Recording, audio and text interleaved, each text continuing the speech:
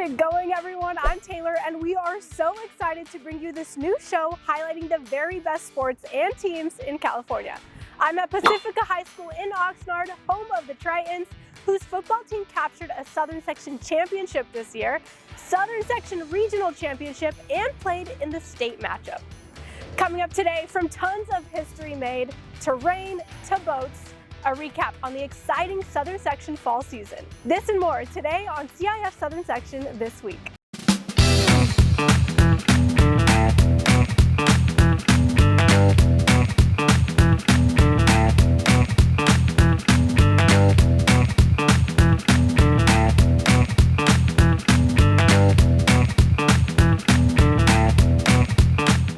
To kick off the fall season, we had our very first girls flag football championship games. These girls have played their hearts out all season, and this is a really, really amazing moment for them in time. All day I haven't had words. It's just amazing to watch this all happen. It's just been a real dream come true. The idea that we could start girls flag football in the Southern Section and go from a proposal that was written up and taken to the state and needed to get approved, and then kind of put everything in place, and then to actually see it all come to life today. It's been really exciting and a real thrilling moment for me.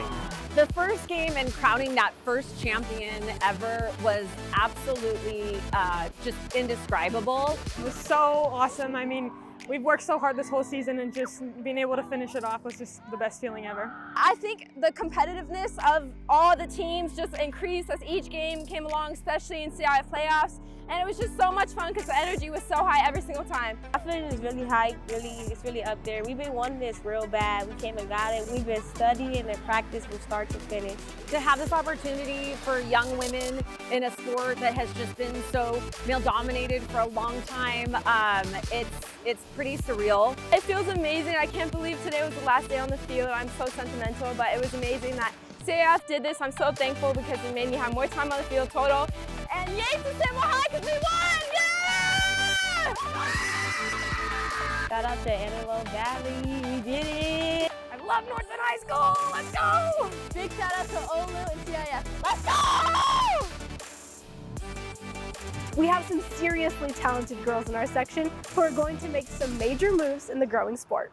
From the field to the court, we move over to our girls volleyball. Southern Section volleyball always features competitive matchups. This year's champions include Mater Dei, Murrieta Valley, Long Beach Poly, Campbell Hall, Corona, Oak Hills, Laguna Beach, Bell Gardens, Rialto, and Victor Valley. Heading to the pool, where extremely competitive water polo matchups took place at Mount San Antonio College. The Open Division was a matchup full of talent, with Newport Harbor taking the win against J. Sarah. Westlake took the Division I title over Miracosta following 2 golden goal periods. Division II went to Brea Olinda, who took on Capistrano Valley. Martin Luther King took home the gold after 2 overtime periods in an inland matchup against Los Osos. Division IV was a buzzer-beater win for South Pasadena over Kate. The long desert trek paid off for Palm Desert with their Division V win over Warren, and San Bernardino took home an exciting win over Montclair. Just a walk away from the pool deck was the cross-country crowd. HD runners had an amazing crew there to capture the day. Hear what some of our gold medalists had to say following their race. To be honest with you, I was really nervous. I mean, coach put it out there that, like, hey, go out for the win, you know, like we could be CIF champ. I have dreamt about winning a big race like this for a long time. I think I've always been against top-notch competition, and most respect to those athletes up there with me. And I think to actually win something like this meant a lot. Much better competitors in this race. They're all really great athletes, and they were able to push me to my best today. So for me, mentality was just get on to the next level. The entire race, I just kept repeating in my head, like, I can do this, I can do this. This year, we've worked on having those kind of positive affirmations, so I never gave up. Again, a huge shout out to the HD Runners team for their coverage. You can check out the races in their entirety on the HD Runners YouTube. The individual girls golf championships and SCGA qualifier took place in Temecula, and this year it came with a special touch for everyone there. Pink and yellow ribbons showcasing awareness for breast cancer and pediatric cancer. A few years ago, I was diagnosed with breast cancer, and for years I had been having a very serious talk with all my high school golf teams. So we would, towards the end of the season, in the month of October, each girl in our league would get a pink ball from me and a pink pin. And this was just to have that talk with them, let them be aware that this is a disease that affects 1 in 3 women. My oldest daughter, when she was a newborn, or she was 18 months old, was diagnosed with stage 3 bladder cancer. It was a very, very difficult time in her life. She fought, and through the cancer research, we truly believe she's alive today because of that. It's one of those happy days where, I was really struggling. I'm tired. It's been a long season for me. And you go through mood swings when you have cancer. But to see all those girls put the pins on and want to put the pink ribbons on, and then you have coaches come up to you and say, hey, I'd like to honor it too. Can I have one too? That brings you into another level of happiness. Girls tennis breaks down into team and individual as well, starting first with team talk. The ladies were faced with quite the hurdle because out of all days, the rain decided to be the star of the day. Here's how some of the ladies occupied themselves during the rain delay, along with a breakdown of titles. I'm Avery. I'm Sienna. I'm Lou. We're from the Thatcher School, and we're spending our rainy day in here. Hello, my name is Sienna, and I'm doing my college essay. Hi, I'm Ellie, and I'm practicing my Spanish. Hi, I'm Abby. I'm Janelle. And we're playing Crossy Road. By singing Hamilton, dancing. Hi, I'm Erica. I'm Sarah. I'm Saya. We're from CAMS, and we're spending our rain delay watching the rain. We have a neat story later in the show with our individual finalist and USC commit, Daniela Borrel. To wrap up the season, we have good old Southern Section football, starting first with the excitement of the 8-player brackets. The California School of the Deaf from Riverside continues to make history for their school, taking home their 3rd title in a row with this year's Division I win. Their first ever title as a school was captured by this team in 2022, and they've remained strong with an undefeated season. Division II was a matchup that required a boat ride. I hopped on the boat with the boys of Lancaster Baptist as they took a trip to Avalon High School on Catalina Island. Our principal, Eric Lee, he's also our basketball coach. He's done a lot, and Coach Alvarez, our head coach, they've both sacrificed a lot and done a lot to get us out here. You know, it's not just a normal 2-hour drive to a game. So really thankful for them, and we're thankful. You know, we're a Christian school, and so we're really thankful to God and what He's done for us and how He's just given us position to be here. And getting the hotel reservations, getting the ferry reservations, getting information to our parents, to our players. We've been saying all week, all month, these are good problems, good obstacles. That means we're winning, and that means we're playing for a championship. So it's been a blessing to do it all. Avalon took the win that night, and with this being the first ever CIF Southern Section football championship game on the island, the community of Avalon definitely showed up to support the Lancers. Oh man, the guys were just ready from the start. At the beginning of the game, things didn't go our way, with our starting quarterback getting hurt. The guys are so resilient. It's that next man up mentality. They fought. I'm so proud of them. They didn't keep their heads down. They kept fighting, and they just found a way. They willed their way to a win tonight. So proud of the guys. Shout out to Avalon, baby. CIF champions. Here's a complete look at the CIF Southern Section Ford football championship results from all 16 divisions. Some fierce matchups this year across the board, from the powerhouses to those teams we don't always get to see, like Murrieta Mesa, Highland, Palmdale, especially Silverado with a complete season turnaround after an 0-10 season last year. After the break, Tarek Fattal takes a deeper dive into this football season and the players within it.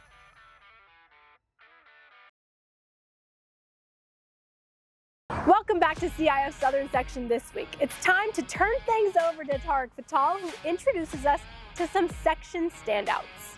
Thanks, Taylor. I'll tell you right now that if you're trying to catch up on high school football here in December as the state championships are coming about, you'd have to take a sip of water out of a fire hydrant, but I'm going to do my best to take a look at some of the best high school football players that had some of the best performances this fall. Can't get to everybody, but I'm going to layer this. We're going to talk about players that aren't playing anymore but had great seasons worth noting. We're going to talk about some players that are still battling for CIF state championships. And then we'll talk about storylines that have been happening this postseason that have gotten some of those teams to a state championship. My first shout out is actually a duo. It's to Newbury Park High School. Brady Smigel, a Florida State commit, only a junior, threw for 3,500 yards, 49 touchdowns, and get this, only 3 interceptions. His go-to target, Princeton commit, Shane Rosenthal, who is now California's all-time leading reception leader. I mean, the guy has the most receptions in high school football ever, well over 300. He finished with 1,500 yards, 84 receptions, and 24 touchdowns. One of the great storylines of the 2024 campaign was Newbury Park getting into Division II and running the gauntlet, beating San Clemente on the road, and then going on the road and beating Big Bad Murrieta Valley 31-28 in a thriller. If you're going to talk Newbury Park, you got to talk about Murrieta Valley, who also got to the Division II final. Dorian Hose, the reason why I bring him up, 2,100 yards, 32 touchdowns for the senior running back. They had a Stanford commit, Bear Bachmeyer, who was out the first 8 games of the season. Didn't matter. They just handed the ball off to Dorian Hose, who got them to a Division II final once Bear Bachmeyer got back. So you're talking about a foundational player that really lifted his team despite the best player being injured most of the year. Got to give a little shout out to the defense, of course. One of the nation's top sack leaders, and he only did it in 11 games. Jaden Williams of Mission Viejo, 23 sacks and 39 hurries in 11 games. The guy was getting after the quarterback every single play. Mission Viejo had a great year this year, but came up short in the Division I quarterfinals, losing to Corona Centennial at home. It was a great game, but Centennial, led by Hassan Longstreet, now a USC commit, ended up winning the game. One more defensive person to make sure and make note of, and that's Madden Reardon of Sierra Canyon. Could be a defensive player of the year type player. He'll definitely be an All-American, only a junior. He's committed to USC. He had 10 interceptions in 11 games. I believe the first game of the year in Hawaii, he had 3 interceptions in the one night. So multiple games with multiple interceptions in one game. But talk about someone who just you can leave on an island and it doesn't matter. He will find a way to make a play. Now 3 players I'd like to mention that are still playing for CIF state championships, and that's Edison running back Julius Gillick, 2,400 yards, 35 touchdowns. St. Pius quarterback Josiah Williams, 3,000 yards passing, 21 touchdowns. He's only a junior.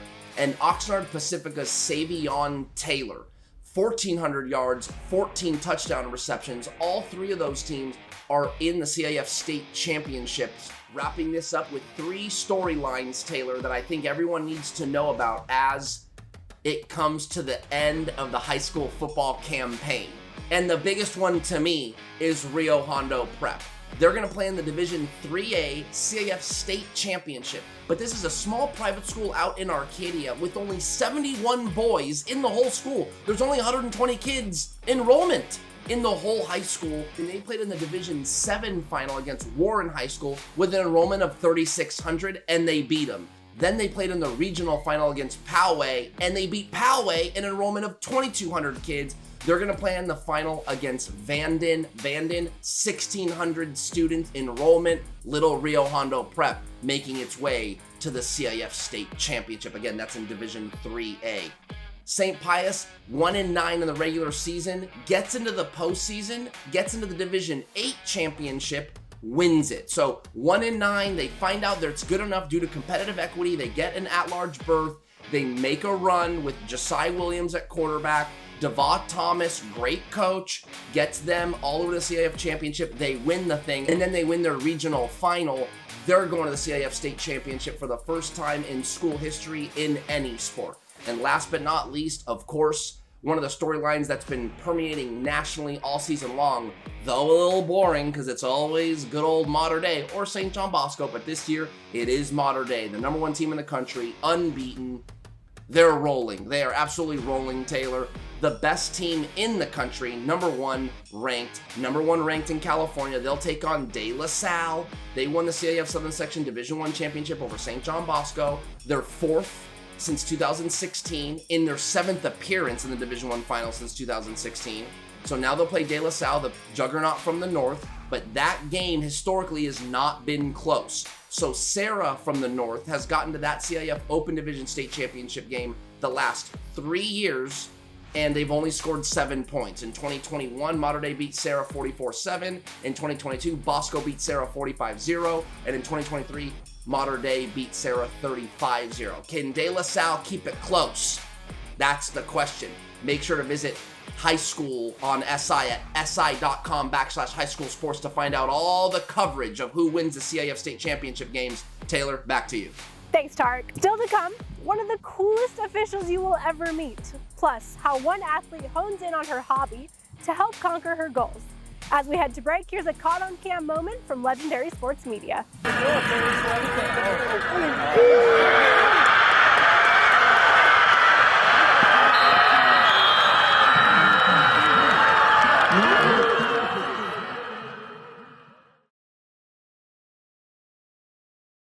A sports competition can't take place without a certain key component. They often wear black and white and carry a whistle. I sat down with Coach Dave Farmer, who is believed to be the oldest active official in the country. I can still run up down the field with an 18-year-old, but not very fast. I never was fast, though. That's right, Mr. Farmer puts on his official's uniform for 4 Southern Section sports across all 3 seasons. I'm still doing football, volleyball, basketball, and softball. He's known by dozens of people across the Inland Empire as Coach Farmer for his decades of service as a multi-sport coach. And he's officiated for just about every sport you could imagine. My first job was at Fontana High School, and that was in 1956, before you were born. And my first game was in San Jacinto. I had to drive from Fontana High School to San Jacinto to work a two-man football game, JV football game. I got $8 for that game. When Coach Farmer isn't officiating a game, he's busy running his small business. My wife got Alzheimer's, and I needed to come up with $4,000 a month to keep her in a 24-hour care place. And that was more than my teacher's retirement. So I started mowing lawns and doing sprinkler work. People found out I could do sprinklers. And I made enough money to keep her in the Alzheimer's place until she died. She died 8 years ago. Coach Farmer's reputation is he's a worker. He just loves to stay busy. And this gives him an opportunity amongst his other activities to be out and about and active. And you look at Coach Farmer and you don't see a 90-year-old. Coach Farmer has received a number of accolades and recognitions for his dedication to sports and athletes. Just so deserving of those awards because of an almost lifetime commitment to athletes with no signs whatsoever of stopping. I'm sure that that Coach Farmer would tell you that he may have slowed a step or two, but he's still on the field, he's still on the court, he's still committed to and devoted to being the best official that he can possibly be. When he's out in town, he never fails to see a recognizable face. Hey, Coach Farmer, how you doing? You hear that a lot? Oh, yeah. He's a very impressive guy who has left his mark on hundreds of athletes. Now, it may be around the time when you're searching for a unique gift for someone. Maybe that someone loves a good piece of art. One of our tennis greats may have just the perfect piece for you just in time for the holiday. Tennis took front court in Daniela's heart at the young age of just 7. It was a funny story, me getting into tennis, because it was actually Halloween and I was walking around my community courts and I saw a bunch of group of kids having Halloween costumes, and I just saw that they were playing with the rackets and I wanted to do that as well because it looked so much fun. And then I kind of got more serious into it because I was like, oh, I'm pretty good at this. And then eventually I started playing tournaments and I just progressively started going up the levels, and then everything just kind of started to fit together. And she started winning. Champion. Every single one of them has a story, and I can remember the emotions that went on in the game.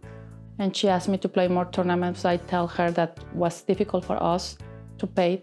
Daniela was determined to continue advancing her skills, so she came up with the idea of utilizing another talent of hers to make this happen: art. Why didn't you tell us? You're so good! I just really liked drawing when I was little, and I think I just got better and better. This is actually one of my favorites. I usually just try to do my art and try to sell it, so to pay for my tournaments. That's right, Daniela sells her artwork to pay for all things tennis, but also to help her family. She works hard. She's an excellent student. She tried to help us, my husband and I, more than she can. And we are proud of her. A really neat addition to that is that Daniela's dad handcrafts the frames for his daughter's art. Daniela will be heading to USC in the fall to continue her tennis journey. We'll be right back.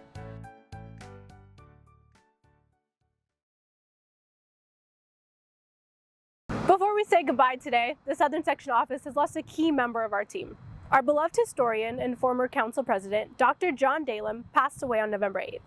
Here's a little more about Dr. Dahlem. Dr. Dahlem is the kindest, gentlest, most giving soul I think anyone could meet. He's a retired principal. He's a legend in the wrestling community as a phenomenal coach. He was the first coach to get a lifetime achievement in Orange County history. He's in the Wrestling Hall of Fame. He's a veteran. He works with veterans still. He was in Vietnam. And he is family first kind of guy. He loves his family and he's very proud of his boys, and they're both very accomplished. His grandchildren as well. He's a fantastic husband and father, and which is always one of the things that I've had conversations with him and admired. Besides marrying Sue, his wife, his proudest achievement would be climbing Mount Everest with his son. They are the oldest father-son combination to ever have summited. He's gone on polar expeditions to the North Pole, South Pole. The things he's done in his life, I can only imagine or dream of. I mean, he's just so adventurous. I met him at a council meeting and was just so in awe over the experience that he had, the way he spoke to council, the credibility he spoke with, and just the genuine care for the wellness of the organization. Even with people that come in that want to do look up history stuff in the back, they'll leave and he'll know their whole story. Without Dr. D, I don't know how much history would really be around for this organization. It's the history of CIF. Doc has done it all. Anyone who knows the CIF knows Dr. D, and he's just so special. Rest in peace to a truly incredible man who had more pride in our organization's history than anyone ever will. We'll see you on the next episode.